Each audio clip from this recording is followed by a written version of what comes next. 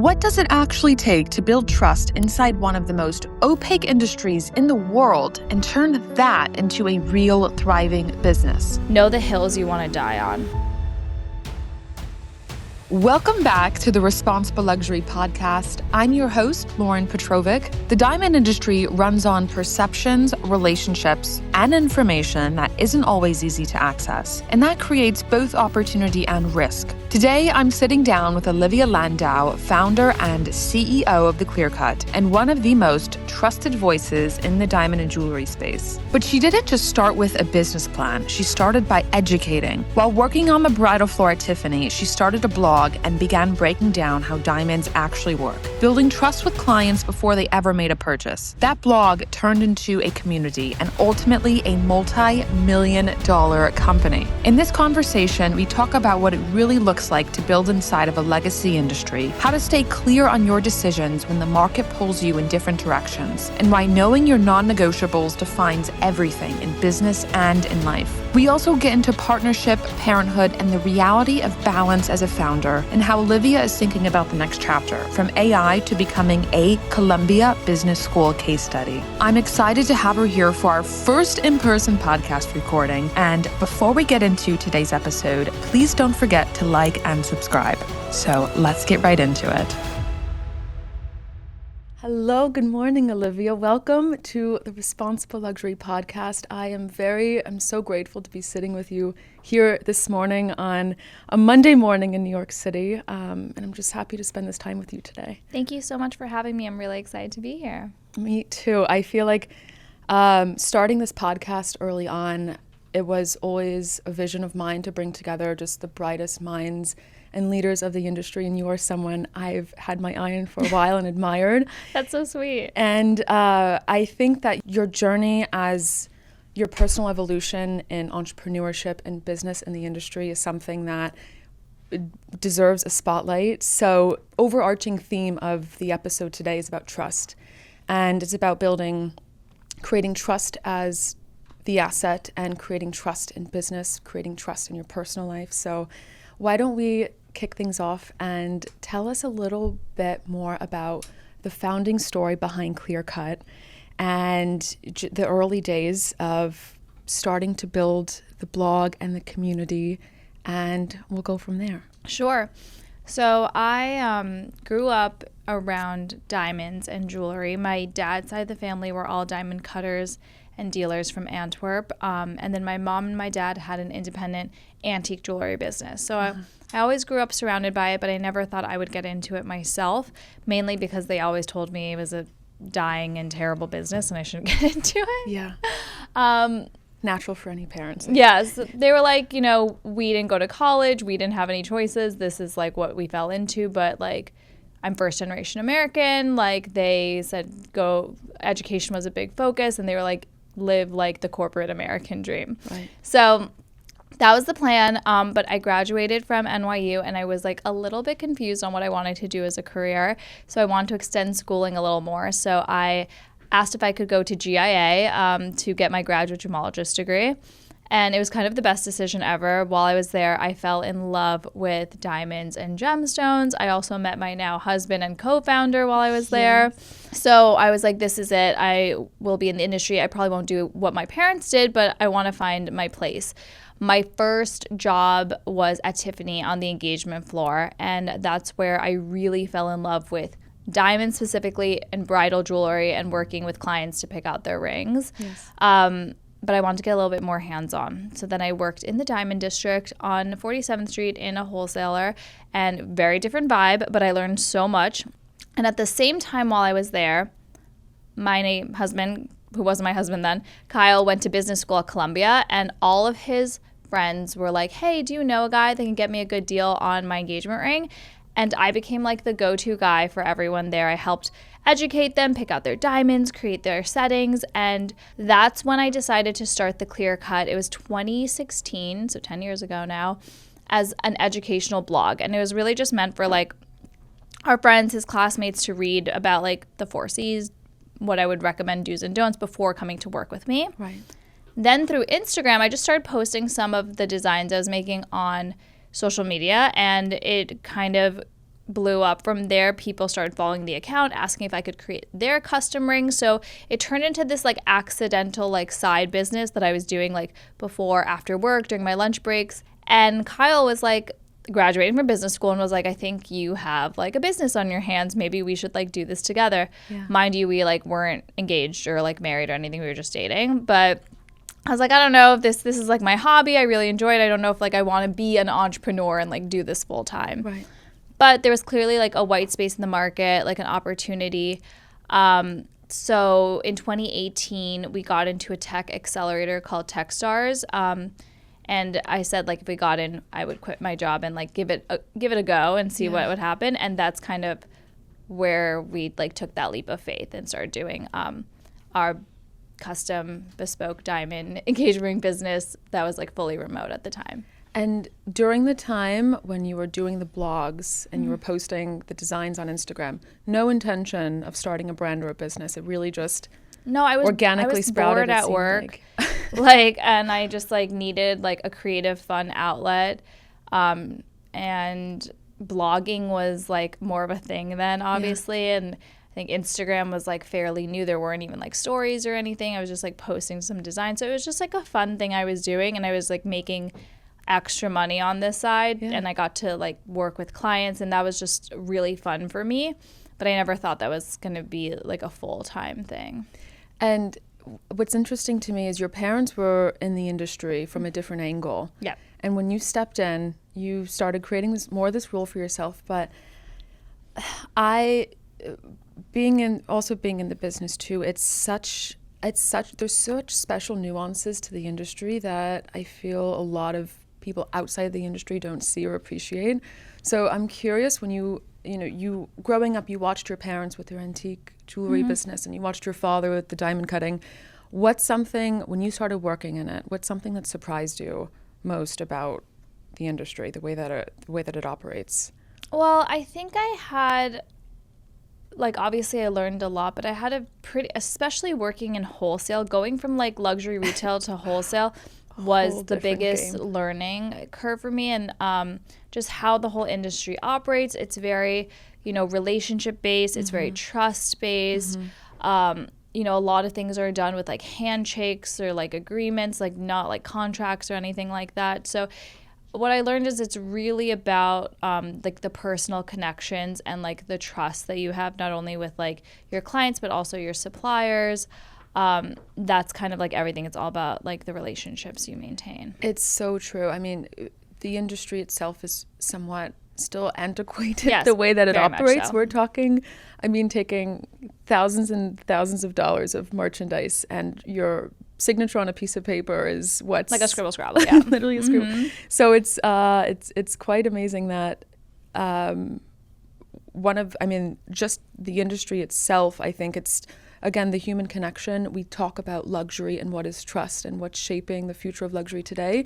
And it really is that the human connection piece and the trust. And it is an opportunity for companies like the Clear Cut and for the broader diamond jewelry industry to really push that forward and define and help lead luxury forward. And I think what's a little bit unfortunate for like the diamond industry in particular is that there is such like, there can be negative associations with like how opaque it is, how like it isn't a very trustworthy industry, especially deception to like clients. And I think that's something, when I got into it, I really wanted to change. Like, we started as an educational blog. Still, our content on social media is very driven to like being transparent and empowering, our community to make the most, the best decision for them. Yeah. And I think, historically, it's like, no, you don't want to give your client too much information. You want to like kind of swindle them in some sort of way. And a lot of the industry is still doing that in other ways. So I think that's something that's like core to like the ethos of, our business. Yeah, the transparency piece is key. And it's a perfect segue into the next segment I wanted to speak with you about. It's the transparency that's involved and the trust that's involved in the diamond and jewelry industry. These are such high value goods, and just like it's educating your consumer, educating your clients to feel empowered, but at the same time not giving everything away at the same time. So when we look at, we look at the emotional aspect of diamonds, but also the financial perspective of diamonds. How do you balance, let's say I'm a new client of yours coming in. What do you think are the most important points to educate your clients about diamonds when it comes to the transparency piece? Well, I think people first and foremost have to know what they're buying. Right. So that's where it comes down to, what are you buying? Are you buying a natural diamond? Are you buying a synthetic lab-grown diamond? I want to get into that too. And if so, if you are buying a natural diamond, what's the lab that graded it? Is it GIA certified? Is it EGL certified? Is it IGI certified? Because the grades on don't matter if you don't know what you're buying. And then once you have like the basics down, then we can get into what C's or areas you want to prioritize and where you want to compromise. So there are layers to it. There are like the big overlying themes, and then you can get like very, very niche and nitty gritty. Yeah. For consumers today, do you find, there's obviously the 4 C's, but do you find that do they want to go deeper than the 4 C's? You have to go deeper than the 4 C's. Yeah, that's just the surface. Yeah, I mean, and also like natural diamonds it's not an exact science. It's more like an art. Each one is special and unique and one of a kind. Even if it has the same grade on a paper, that doesn't mean it's going to look the same. If it's the same carat weight, it doesn't mean it's going to present the same way. So we have to go, once we get the top line basics, we got to go like deep, to understand, what do you want? Do you want finger coverage? Okay, right. That's not necessarily about the carat weight. It's about the dimensions. Right. But you don't want to lose the sparkle. But what kind of ratio do you want? So there's a lot to unpack there, of course. Right. 10 years of content. 10 years of content that people can go back and see. Yes.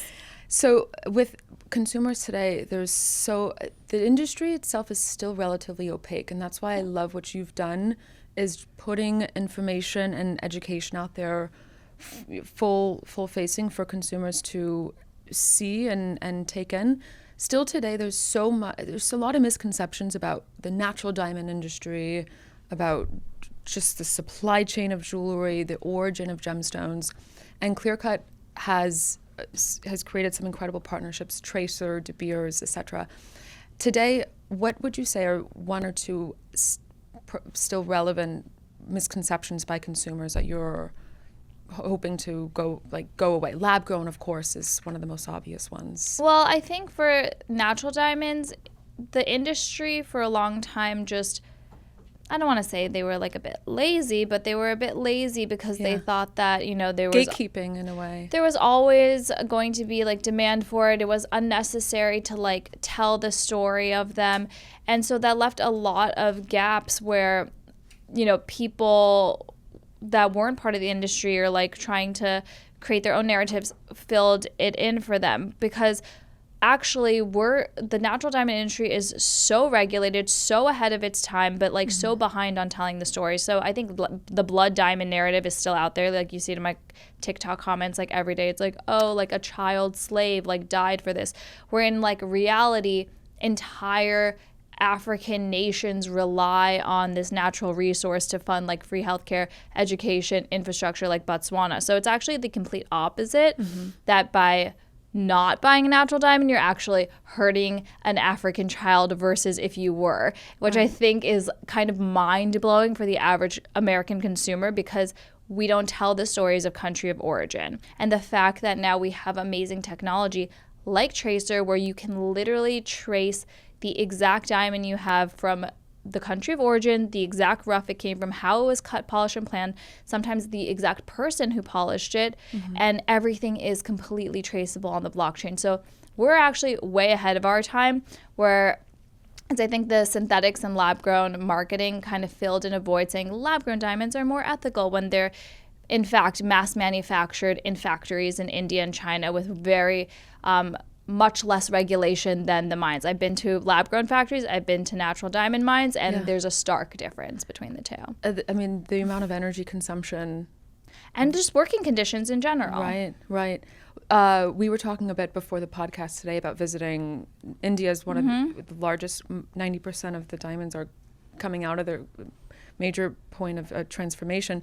Mumbai, Surat, tell us a bit about visiting some of these diamond cutting facilities for people outside the industry, just to paint a picture and give some color to what these working conditions are Yeah, like. most diamonds, whether natural or lab grown, are manufactured, so cut and polished from rough in Surat, which is a sight to see. It's incredible to see, the level of craftsmanship, like attention to detail. The operations are insane. The amount of wealth that is given to this country and like these cities because of this industry, which is kind of sad because when you see it in decline, you see real suffering from people who rely on, the natural diamond industry. Exactly. I also went to a lab grown factory there, and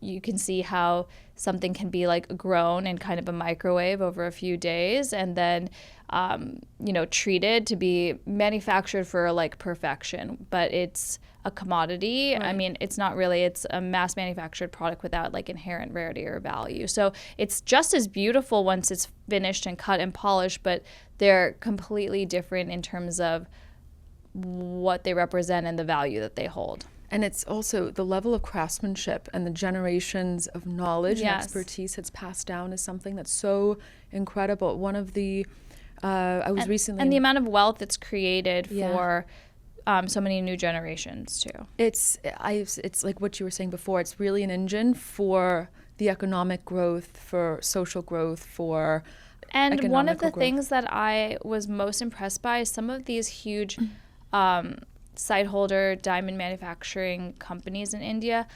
The way they live their lives and operate their businesses is unlike anything like I've seen in the US.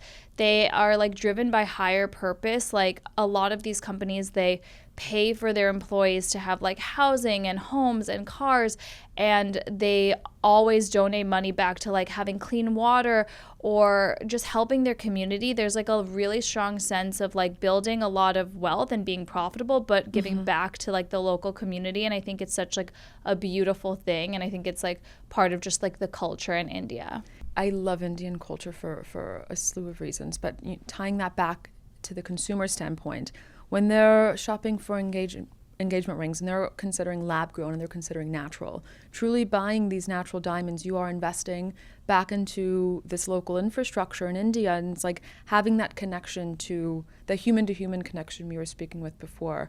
And Clearcut, I know, has a very clear chain of custody when it comes to sourcing diamonds. So tell us a bit, not naming any names, but tell us from just to paint a picture of the supply chain for the consumer about origin. So I would say like market. For natural diamonds, most natural diamonds are going to be mined in Botswana, Namibia, South Africa, Canada. I think now there's more production in Angola coming out, and they're doing incredible things there too. And then most of these diamonds are going to be cut and polished and manufactured in India, mostly in Surat, and then they come, to the U.S. or to other major wholesaling outlets. Here is New York. I think like 85% of all loose diamonds are going to flow through 47th Street at a certain point. Right. And we only work with GIA certified loose diamonds. Okay. And I think with emerging technology too, I know you guys are also working on some proprietary technology inside of the Clearcut. I want to touch on that a little bit. Sure. So tell us about what the impetus of starting the technology and what you guys are, the vision for this, and how your consumers and clients can interact with this new interface you guys are building. Yeah, I mean, we actually started building it in 2020. So it's our GEM software. Basically, when we started, it is extremely difficult to scale human interaction and like a bespoke process. So we did everything super painfully, really unscalably, and how most private jewelers do it, through email, text message, DMs. And I was like, you cannot scale a business this way. So we looked on the market to see if there was any technology existing out there that we could, plug and play, and it didn't exist. So we had to build our own. So basically, GEM is our proprietary internal software. There's a ton of back-end tools that are really important for us. So inventory management, we have an API with GIA, so everything flows like really seamlessly. We build tools for our manufacturers and vendors because I don't feel comfortable having something just on a Scribble Scrabble and calling up every couple weeks to be like, oh, is this ring done? No, like now QR codes are made for every single piece that's sent out. We know everywhere in the process it is. And on the front end, it is basically the goal of democratizing the private jewelry experience no matter where you physically are. So if you don't have the luxury to come and like sit in person with a private jeweler, you can have that exact same experience. So we make every single one of our customers schedule an initial phone consultation with myself or one of our gemologists, so we get to understand who they are, what their preferences are, really be able to answer their questions. Then they get set up in a gem portal. So they have their own personal portal where they have direct access through messages with their gemologist. They can always book a call with their gemologist. And then we actually curate a selection of diamonds specifically for what they are looking for. So they don't have to sift through like hundreds of thousands of options. They have a curated selection. Every diamond we have in person, we have our eyes on it, it has our stamp of approval. And then it's very collaborative. We work together to, get feedback on the stones, narrow down, get more diamonds until we find the right one, and then we design a custom ring for it. Everything can be paid for there. They can access their GIA certificate. They can schedule their shipping. Everything is done through the portal. And that is our gem software that we've been operating on, obviously like tweaking and making better since 2020, but that's kind of like our secret sauce. And then this past year, we launched Eunice, which is our AI tool named after the first female gemologist, actually, who's built on top of Gem basically to take all of that data that we have on diamonds, on clients, on interactions from the past 6 years of building it, and giving us information on what types of diamonds are selling, where are they selling, how quickly are they selling, what do we need to give the information to our manufacturers on what's missing in the mix of natural diamonds, because we saw there was a lot of demand for certain goods and oversupply in others. So we needed to like have that data to communicate. Okay. And then also able to train like our new gemologists and staff to, what are the best client interactions looking like? How should you be speaking? What are like things that are working? How can you identify how serious a client is in the process, because we have a very small but mighty team and we're dealing with lots and lots of people, so we needed that extra Eunice to help us with that. I think that's incredible, and bridging that gap between dealing with such an antiquated industry but also bringing the technology into it, I find it fascinating because there's so much that can be done and built for the industry to really, like you said, democratize this bespoke experience for a lot of these clients. Follow-up question I have is which shape, what size, what carat size are you seeing perform well right now in retail?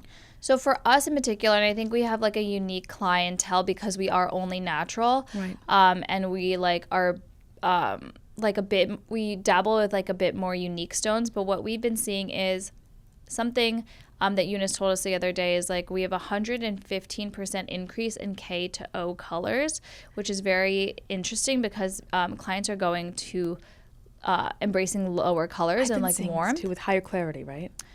Not as long as it's eye clean. Okay. And then we have seen a huge shift towards just larger carat weights than historically. So 2.5 carats to 4 carats is kind of a sweet spot for us now, where before we did a lot of 1.5 to 3. Now we've just seen a shift to that.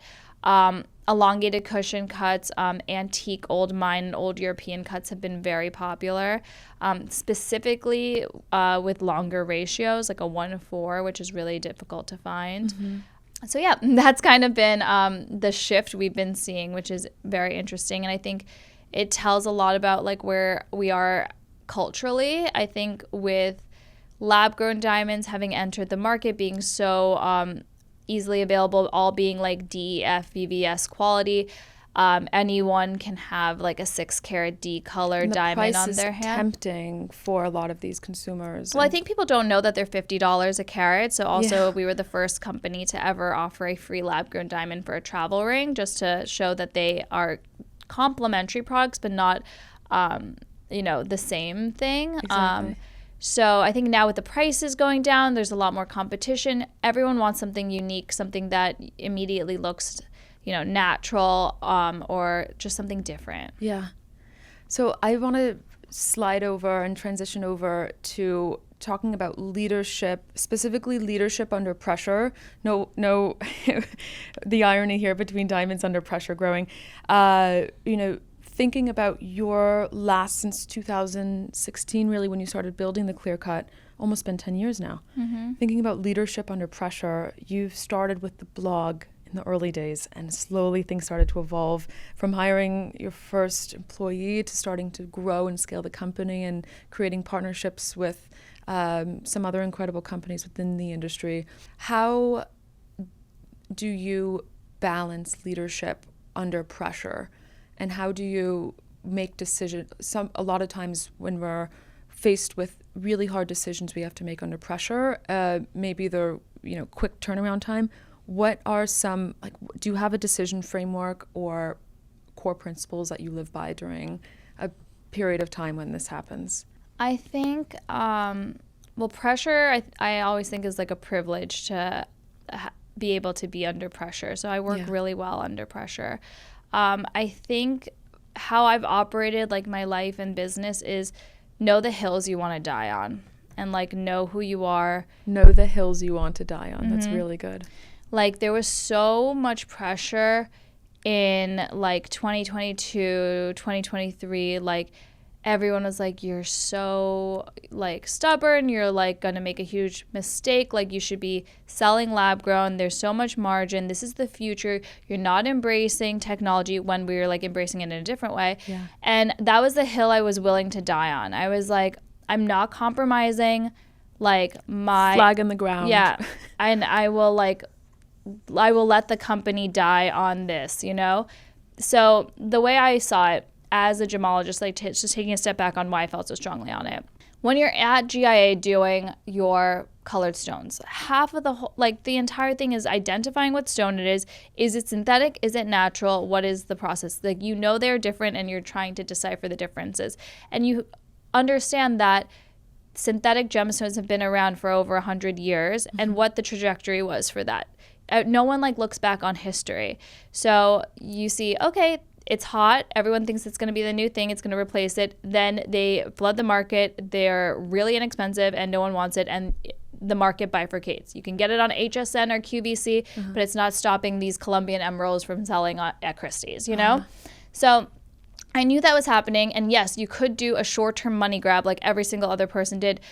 But then what happens to your customer that you sold that 2-carat lab grown for $10,000 when they come back, or who they referred their customer to you're already seeing a lot of these companies try to circle back to do natural. And it's just you lose that trust. So I was I've always been honest with my consumer, my audience. The whole thing is about being transparent, and you have to know the hill you're willing to die on, and be willing to die on it. Yeah, I think it's a really important lesson too, because whether we're looking at our industry in the diamond and jewelry space or even beyond, it's taking an early stance even when people tell you that you're crazy or why aren't you following the easy path forward. But it's taking keeping that long-term vision and knowing your DNA for the company. And I actually think looking back, if I was just so principled right off the gate, but I think yes, there's a huge market for lab grown. I think it's an amazing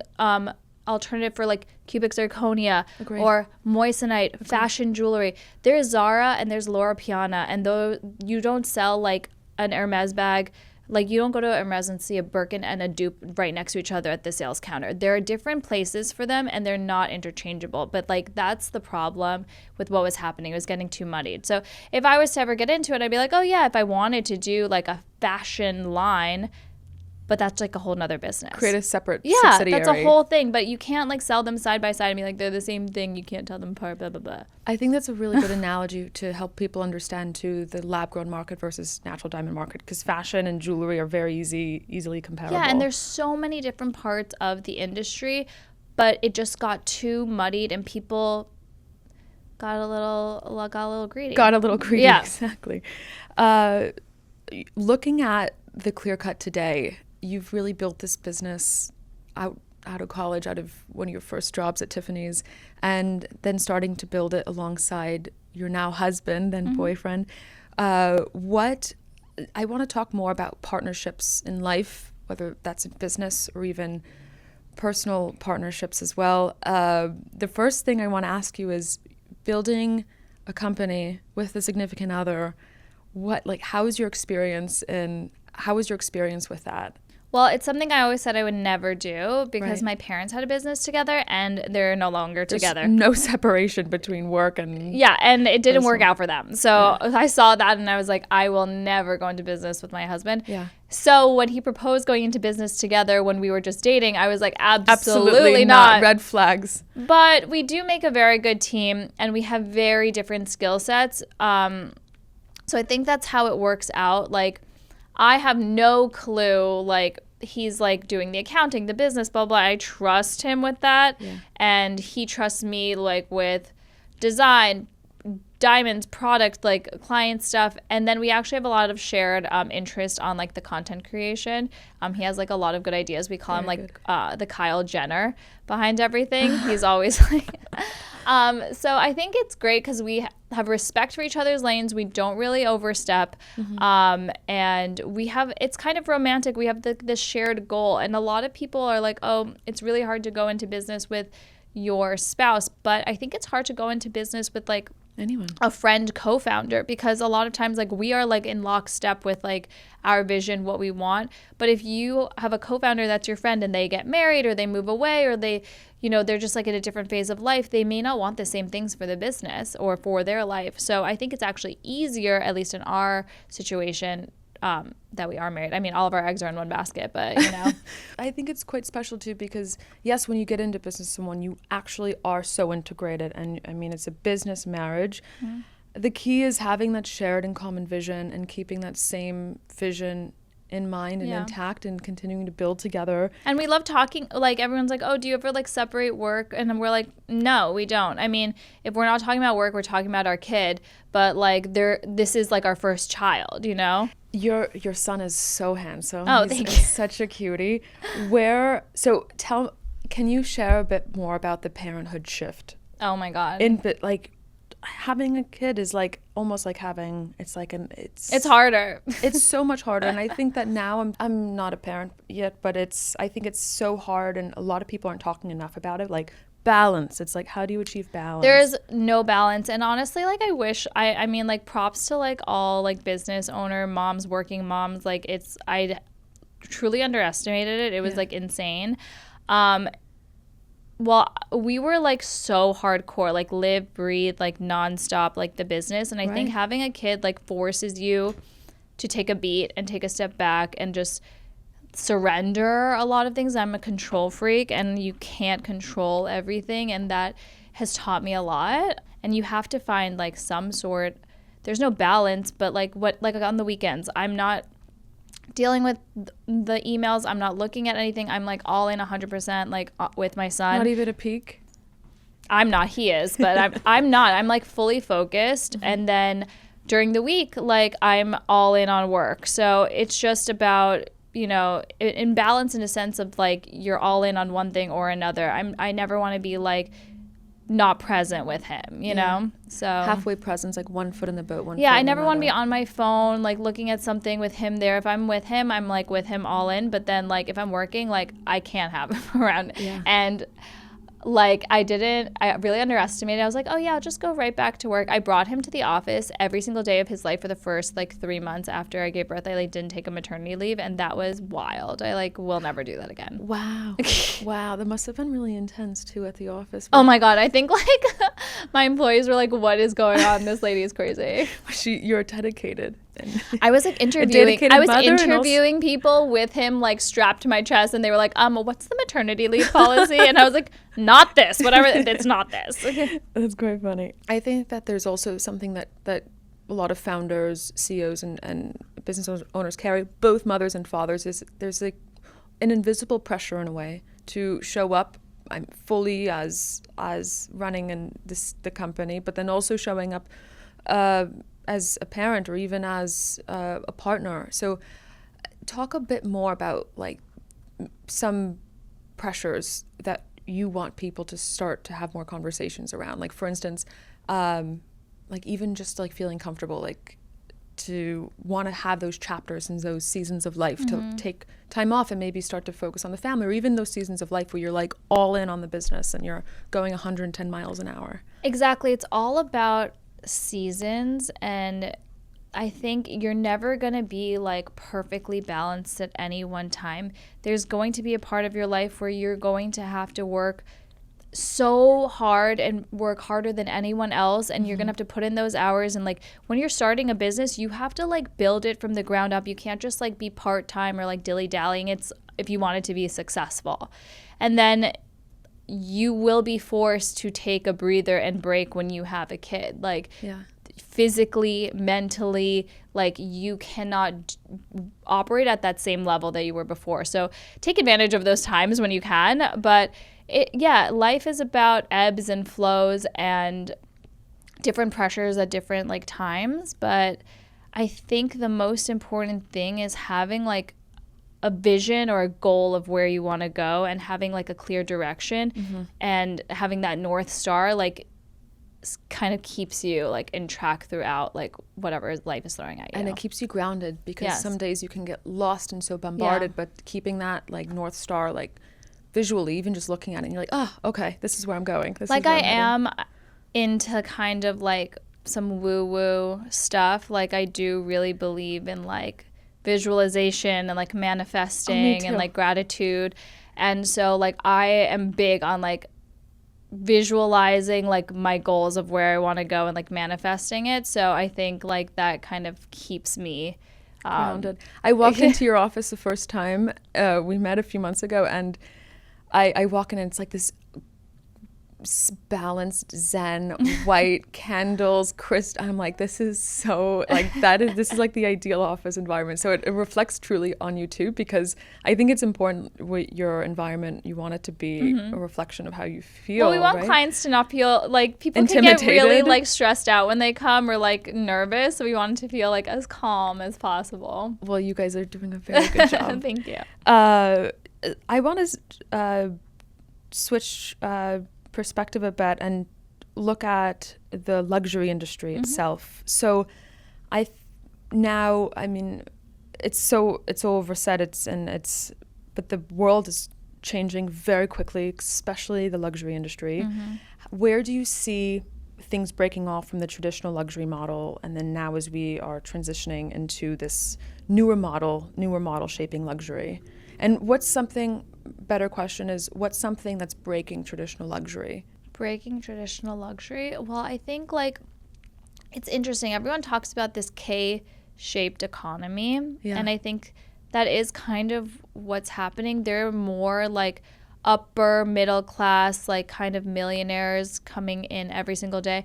But then we're like losing the middle class. But there's more people that are interested in investing in luxury kind of than ever before in the US at least.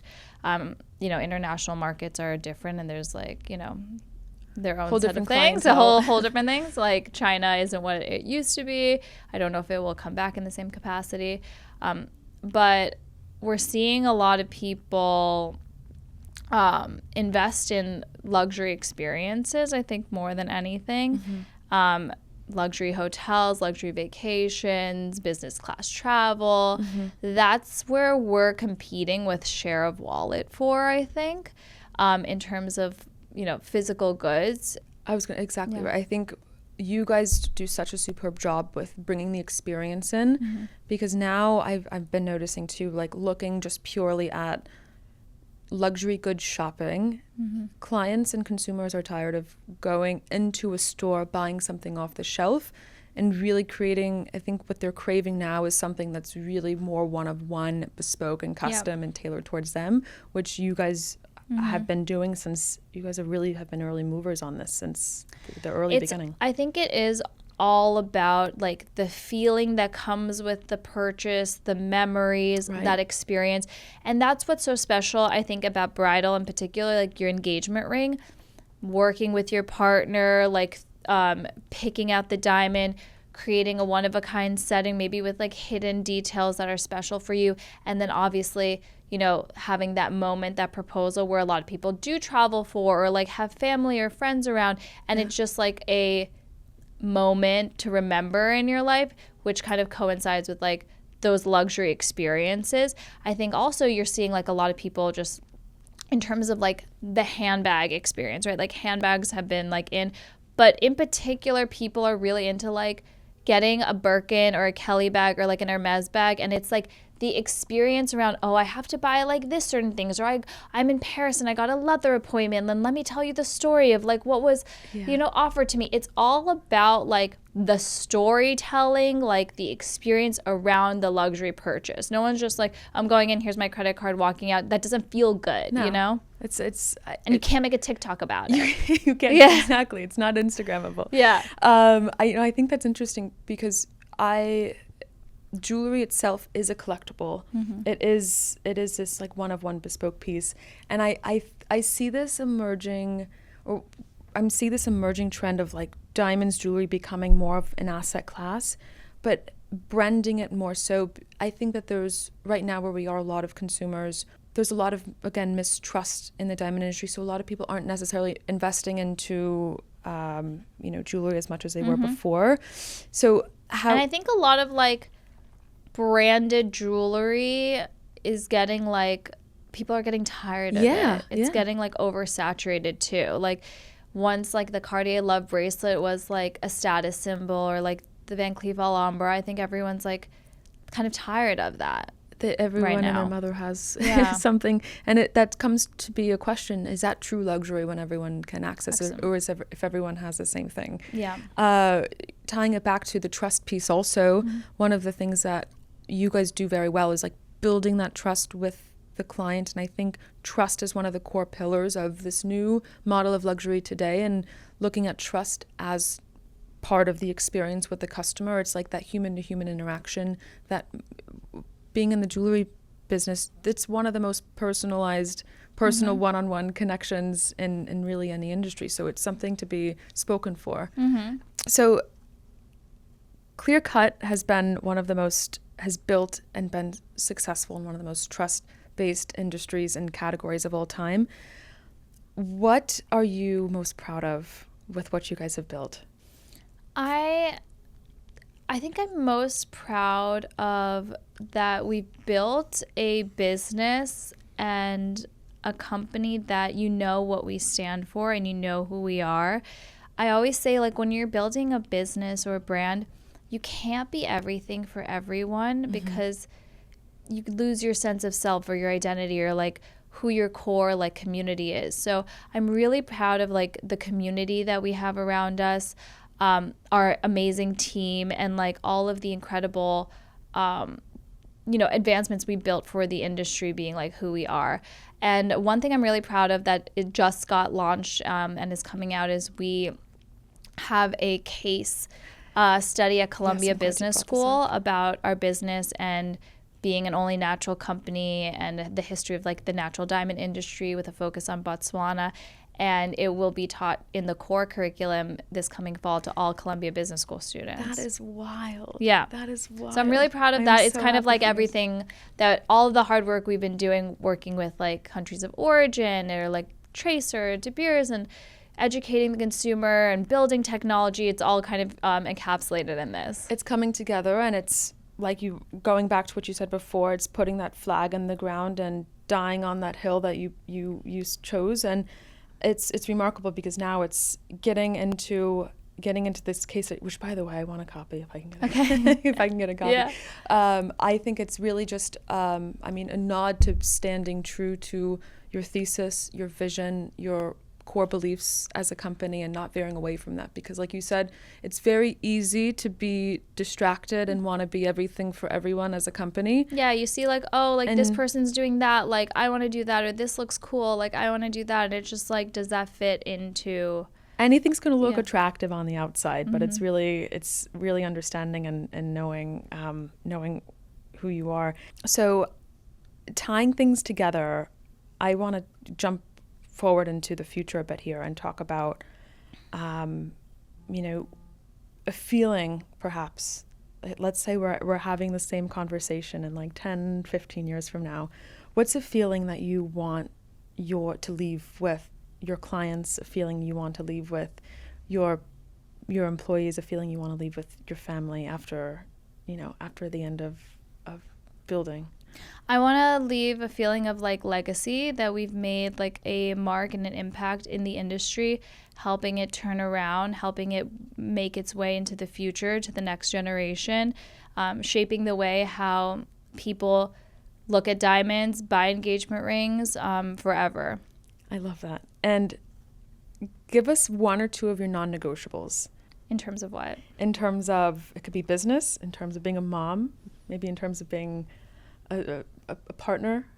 My non-negotiables are being honest in anything, in business, in your relationship. Makes things a lot easier. Being honest with yourself. Yeah. I can't handle like inauthenticity, I guess that's the word. Yeah. I don't think it gets you very far, and it's only doing a disservice to yourself. People feel it right away too. Yeah, your community feels it, you feel it, like it's not good for you, you know? Yeah. Honesty, transparency. And that's my one non-negotiable. I don't know if I have anything else. That's like a leading thing. No, that's a core. I mean, that's a very core. Sleep, core but I don't get a lot of it now. Sometimes that's Very sometimes important. you can't control. Well, tying things back together, trust, like you said, I think authenticity and trust plays one-on-one together, and it's not necessarily, trust isn't built by something you could say.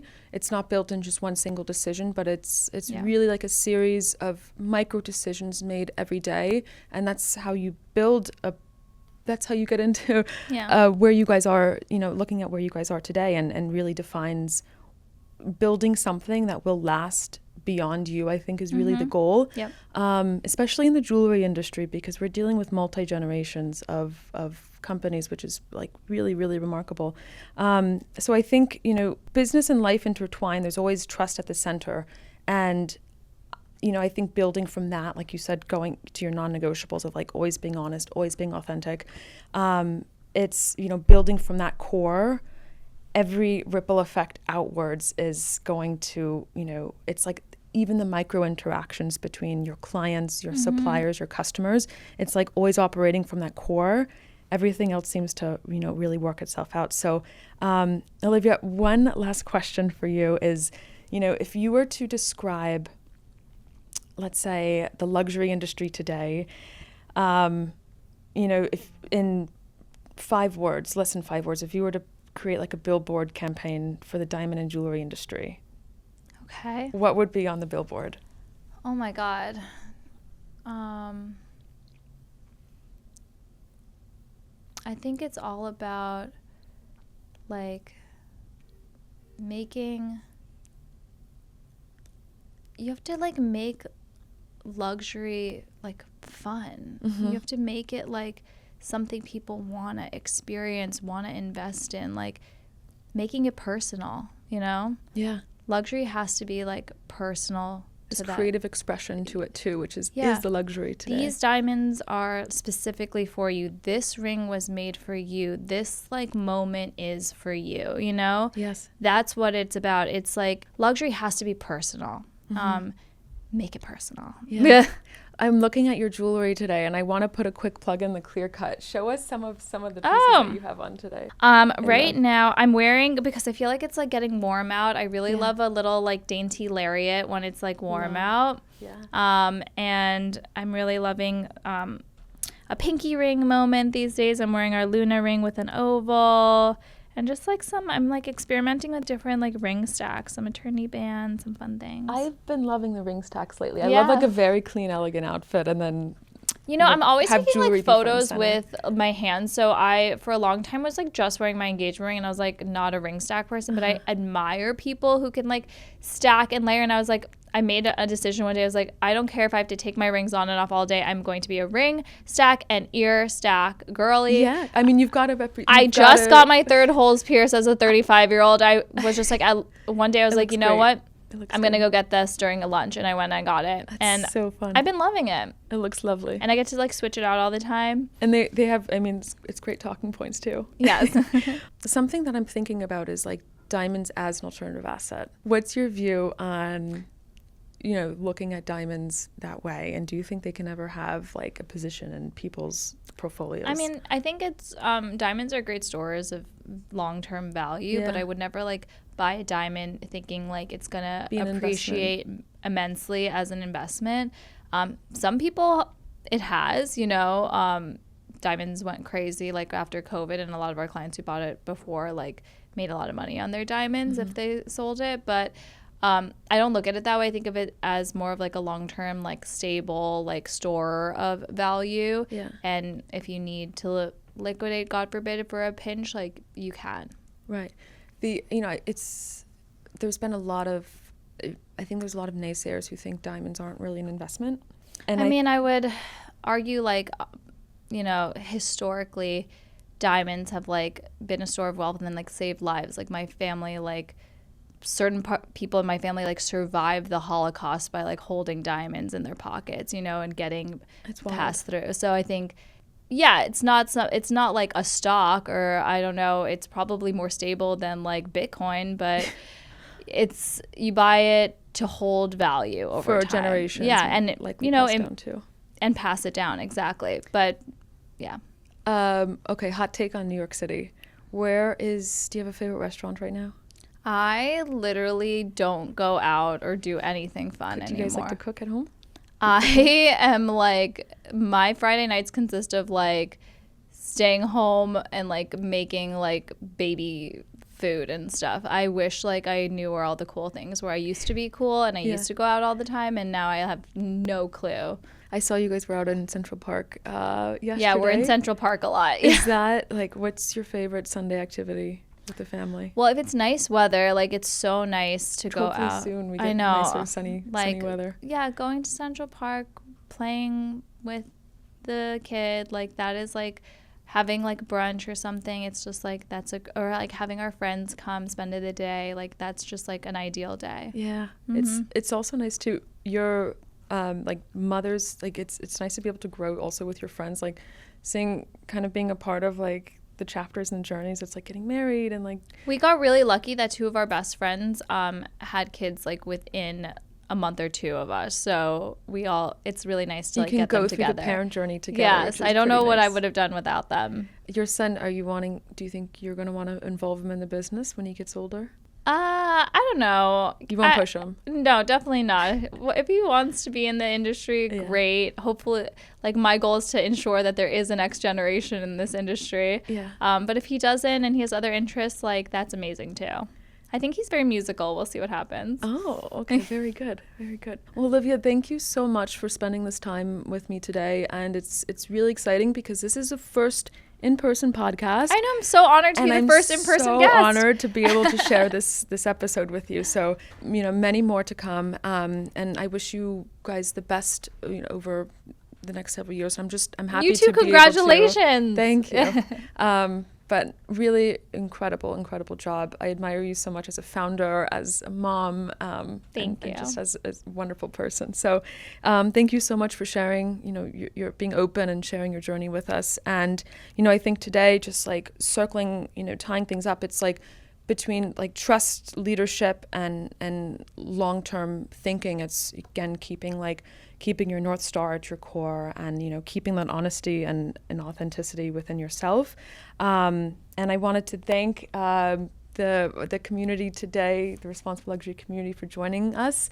And we look forward to sitting down with you again soon. Thank you. Thank you.